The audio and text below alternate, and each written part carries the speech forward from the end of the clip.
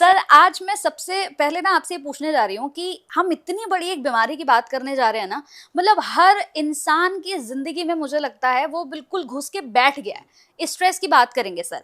Stress is a slow path to death, क्या ये सही है सर?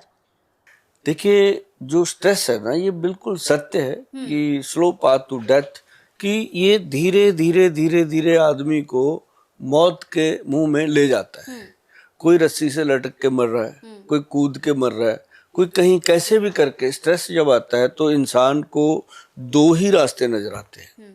एक तो सीधा कि दुनिया से चले जाएं, या फिर जो स्ट्रेस दे रहा है उसको दुनिया से चला दें। मतलब दोनों में नुकसान किसका है? अपना ही है। अपना ही है। तो स्ट्रेस को कभी भी इतना मत पालिए कि वो आपका बना बनाया घर खत्म कर दे। ऐसे घर खत्म होते हैं। अब मान लो एक मैं छोटी सी एक स्टोरी सुनाता हूँ, जो हमने देखी है अपनी आंखों के सामने। हमारे पास पेशेंट आते हैं, लोग आते हैं, बहुत कुछ होता है। तो उनमें एक बुजुर्ग आए मेरे पास जिनकी उम्र थी 80+।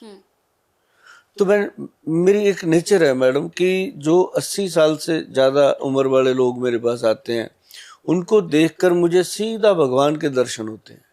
क्यों? उनके पास 8 दशक का एक्सपीरियंस होता है और उनके साथ बात करी हुई एक एक बात का मोल होता है। बस उनका तार कौन सा छेड़ना है ये जरूरी होता है। तो वो 80 ईयर के थे। मैंने उनको सबसे पहले खड़े होके फौजियों की तरह सलूट दिया। उनके चेहरे पे रौनक आई कि गोयल साहब ने मेरे को इतना आदर दिया जो उसको उम्मीद नहीं थी। तो उसके बाद मैंने उनको छाती से लगाया, गले से लगाया, और वो 3-4 मिनट तक रोते ही रहे। मतलब उनको इतना प्रेम मिला पहली बार कि उनका ये जो मेरा कंधा था, यहाँ उनके आंसू लगे हुए। मैंने उसका फोटो ले लिया साथ में। मैं देखिए जी, आपके आंसू कितने कीमती हैं, मैं बता नहीं सकता। तो वो कहता जी मैं जा रहा हूँ। तो रास्ते में वाइन शॉप आ गई। मैंने कहता जिंदगी में वाइन को हाथ नहीं लगाया था, कभी भी मैंने शराब को छुआ नहीं था। इतना बड़ा व्यापार बिजनेस किया, मैंने शराब को नहीं छुआ। कहता मेरा मन बना कि यार जा तो रहा, हौसला पड़ नहीं रहा। लोग कहते हैं इसको पीने से आदमी दलेर हो जाता है। तो कहता मैंने वहां से एक क्वार्टर लिया शराब का। उन दिनों में कहता जी क्वार्टर जो था वो 18 रुपए का था। अच्छा। तो मैंने लिया, ले करके कहता मैंने कभी पी नहीं थी, मुझे पता नहीं था कितनी पीनी, कैसे पीनी, क्या नहीं पीना। जब कहता अपने को तो मरना ही था पी के मरो या बिना पिए मरो। तो कहता मैंने वहीं से एक गिलास लिया, वहीं डाला, पानी डाला, पी लिया। कहता पीने से दिमाग के सारे ढक्कन खुल गए। हाँ। सुनने वाली बात है मैडम। कहता पीने से दिमाग के सारे ढक्कन खुल गए। और कहता मुझे लगा अरे ढक्कन, तू क्यों मरने जा रहा है? हाँ। कहता देखो भगवान किस रूप में कब आता है। कहता वहां से मैंने गोयल साहब यू टर्न ले लिया। कितना स्ट्रगल, कितना मेहनत, कितनी सोच के बाद मैंने वहां से आधे पौने घंटे में, कहता मेरे को पता ही नहीं था मैं कौन हूँ। अलग दुनिया में थे। हाँ, कहता रेडी वाला मुझे भाई लगे। कहता यहाँ जितने लोग थे सब मुझे जप्पियां पा रहे, प्यार कर रहे। कहता मैंने सोचा दुनिया तो यहाँ है, मैं किन लोगों में फंसा हुआ हूँ, ये लोग सारे ही प्यार कर रहे हैं। तो वहां पे जब किसी का कहते हैं ना 2 पेग लग जाते हैं, वो कहता है तू मेरा भाई मैं तेरा भाई, सब भूल जाते हैं। एक गिलास में शराब पी लेते हैं, एक गिलास में दूध कभी नहीं पीते। वो कहेंगे ये झूठा है नहीं, बिल्कुल सही। तो मतलब ये मैं कहीं ऐसा नहीं कि कोई शराब को मैं प्रमोट कर रहा हूँ। मैं ये कर रहा हूँ कि भगवान जब किसी को कैसे करके, कहता वहां से मैंने गोयल साहब उस दिन मैंने दुनिया देखी। कहता वो दिन गया और आज का दिन मैंने कभी टच नहीं करी, बस उसी दिन मैंने पी लिया। कहता शायद वो भगवान का इशारा था कि अब ये पागल हो गया, इसके बिना मानेगा नहीं। तो कहता उसने मेरे ब्रेन को न्यूट्रल कर दिया। और जिसके मैंने पैसे देने थे, जो था, सबको कहता मैंने उठा के वहाँ, उस समय पब्लिक बूथ होते थे, कहता वहां से घंटियां खड़का दी, कर लो मेरा जो करना है, देख लेना जो करना है। कहता मैंने सोचा मैं तो मर ही गया, ये क्या कर लेंगे। कहता सब कहने लगे तेरा दिमाग खराब हो गया, क्या हो गया तेरे को।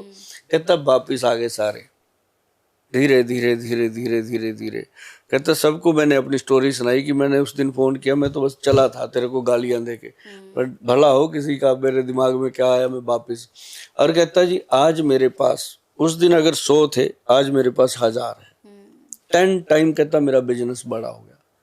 मतलब एक बार स्ट्रेस से जब आदमी बाहर आता है तो दुनिया ही बदल जाती दुनिया है। बदल जाती तो ये मेरा कहने का मतलब ये था कि स्ट्रेस जब आता है तो इंसान को अपने ब्रेन को न्यूट्रल करना चाहिए, और उसके बहुत बढ़िया तरीके हैं मैडम, मैं आपको बताता हूँ। चलो ये तो उसकी कहानी थी, मैंने सुनी और मैंने उसके चरण पकड़े, क्योंकि 80+ आदमी थे वो, और आज वो मेरे पार्टनर हैं। अच्छा, हाँ, वाह, वो कहते गोयल साहब आप चिंता ना करो, बताओ क्या करना है। मेरे बिजनेस में पार्टनर नहीं है वो, मेरी जिंदगी के अंदर वो बड़े पार्टनर हैं कि कभी भी हम एक दूसरे को फोन ना करें मजा ही नहीं आता।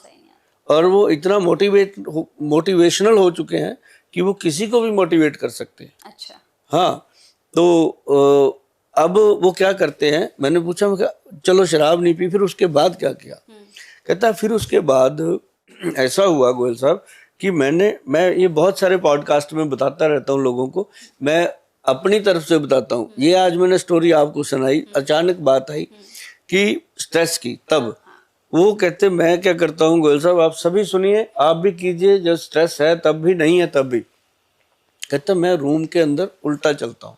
अच्छा, इधर से उधर, उधर से उधर, मेरा माइंड कहता कंसंट्रेट करता है एक ही जगह पे। तो अब सीधे चलेंगे तो चलेंगे, उल्टा चलेंगे तो डर रहता है गिर ना जाए, हम अपनी बॉडी पे ध्यान रहता है। और दूसरा कहता मैं 100 से लेके 1 तक गिनती गिनता हूँ। मैं कहा जी वो कैसे?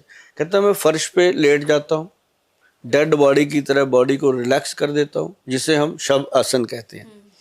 उसमें लेट के कहता मैं 100 से, पहले कहता मैंने 15 से 20 से नीचे जाना शुरू किया, फिर 27 से नीचे जाना शुरू किया, फिर धीरे धीरे मैं 100 से 1 तक आने लग गया। कहता जैसे ही मैं 100 से 1 तक आता हूँ जी, ऐसे लगता होता है कि सिर से पैरों की तरफ को स्ट्रेस निकल गया, पूरा भूत निकल गया दिमाग से। क्यों? जब हम 100 से 1 गिनेंगे तो 100, 99, 98, 97, 96, 95, 94, 93, 92, 91, 90, तो उसमें फोकस अभी भी था कि मेरे से कुछ गलत ना बोला जाए, लोग देख रहे हैं। जब हम गिनते हैं 1 2 3 4 5 6 7 8 9 10, 1 2 3 4 5 6, तो उस समय हम नहीं सोचते कि क्या गलत हो रहा है, कुछ नहीं, वो सीधा अपनी रूटीन है। तो जब उल्टा गिनती करता हूँ, कहता मेरा फोकस, मैं अपने ब्रेन को एक जगह कॉन्सेंट्रेट करता हूँ और धीरे धीरे, कहता इससे बड़ी मेडिटेशन हो नहीं सकती। बिल्कुल बिल्कुल सही। मैं कहा जी और? कहता बस तीसरी बात और बताता हूँ, कहता उसके बाद मैं उठ के बैठता हूँ। ये कहता मेरी 25 मिनट की एक्सरसाइज है। उसके बाद कहता प्लेन कागज है, गोल साहब कभी आना, कहता इतना मोटे मोटे ग्रंथ लिख दिए मैंने, अच्छा, मतलब इतने बड़े बड़े कहता पेज लिख दिए, आप कभी मेरे घर आना। मैं गया, फिर मैंने देखे वो सारे। तो कहता उस पर मैं लिखता था, वो सिख फैमिली को बिलोंग करते हैं। वो कहता मैं उल्टे हाथ से लिखता था। अब सीधे से तो कुछ भी लिखे, कंचन कंचन कंचन कंचन हो जाएगा। जब उल्टे हाथ से का चा अलग लग जाएगा, सीधा नहीं होगा। तो कहता मैं लिखता था वाहिगुरु वाहिगुरु वाहिगुरु वाहिगुरु वाहिगुरु वाहिगुरु वाहिगुरु वाहिगुरु वाहिगुरु वाहिगुरु वाहिगुरु वाहिगुरु वाहिगुरु। कहता मैं जब ऐसे उल्टे हाथ से लिखता था तो मेरा ध्यान ही वाहिगुरु में रहता था। कहता मेरे से कितने महीने तक तो गोयल साहब वाहिगुरु सीधा ही नहीं हुआ लिखने में। और कहता जब मेरा सीधा हुआ ना वाहिगुरु लिखना, तो कहता मुझे लगने लगा कि वाहिगुरु मेरे साथ है।